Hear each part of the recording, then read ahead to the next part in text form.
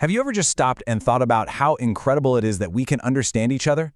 I don't just mean knowing what words mean. I'm talking about all the stuff between the lines. You know, the connections, the assumptions, the hidden logic that makes a story actually work instead of just being a jumble of sentences.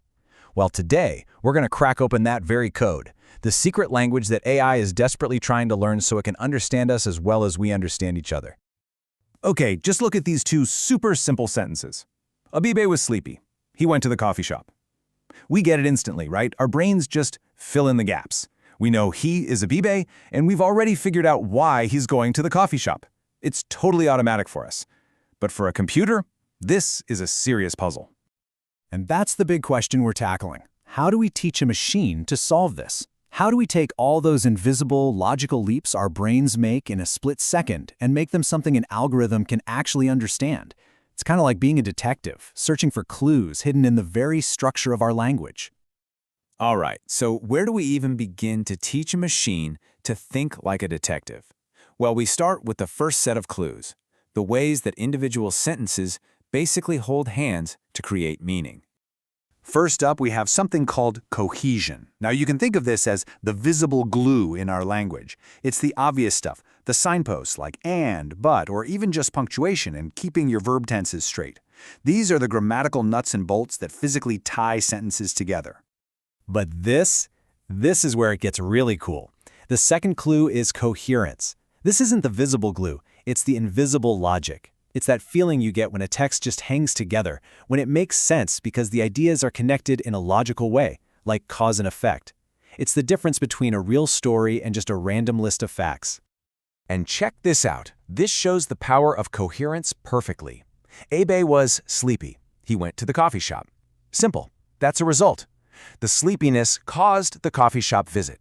But just flip the order.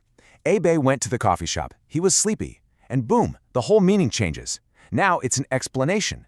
Same exact words, but a completely different logic. Wild, right? And of course, there are all kinds of these logical connections. You can have parallel ideas, where two things are presented as similar. You can have elaboration, where one sentence adds detail to the one before it. Or you can have contrast, setting up two opposing ideas.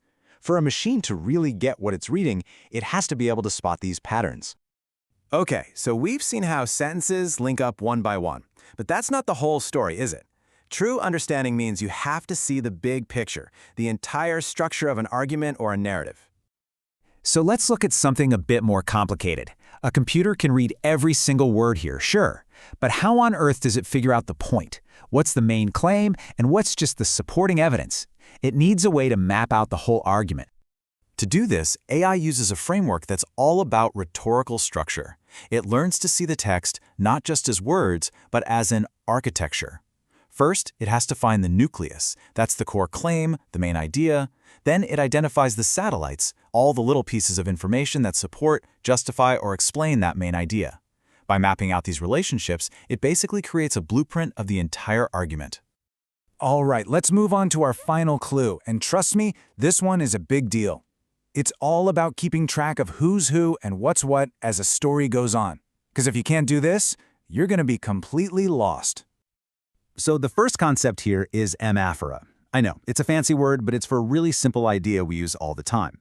It's when a word, usually a pronoun like he, she, or it, refers back to something that was already mentioned. The meaning of it totally depends on what we already know it is.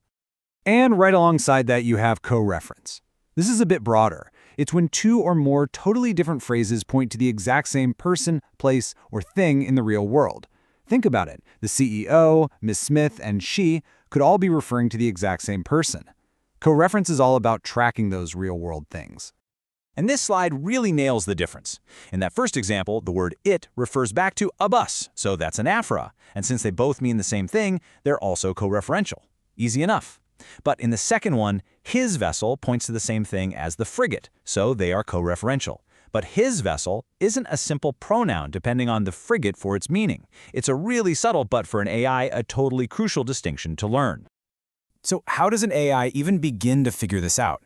Well, it starts with the basics, grammar rules, or what linguists call syntactic constraints. These are the hard and fast rules of the game. A plural word like they can't refer to a singular thing like a car. This is like a first-pass filter that lets the AI immediately rule out a bunch of impossible answers.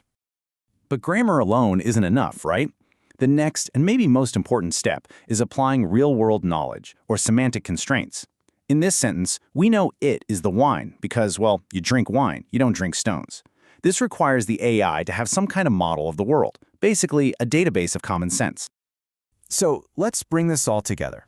What we've just done is walk through the secret playbook for teaching a machine how to actually read, not just scan words on a page, but to understand. We've uncovered the core principles of what researchers call discourse processing. And you know what? It all boils down to this number, 3. 3 fundamental pillars that hold this whole thing up. First, understanding coherence, the logical flow between ideas. Second, mapping the rhetorical structure, seeing the big picture argument. And third, doing what's called reference resolution, keeping track of every character and object in the story. That's the trifecta. And why should you care about any of this? Because this isn't just some academic exercise. This is the engine that powers so much of the tech we use every single day.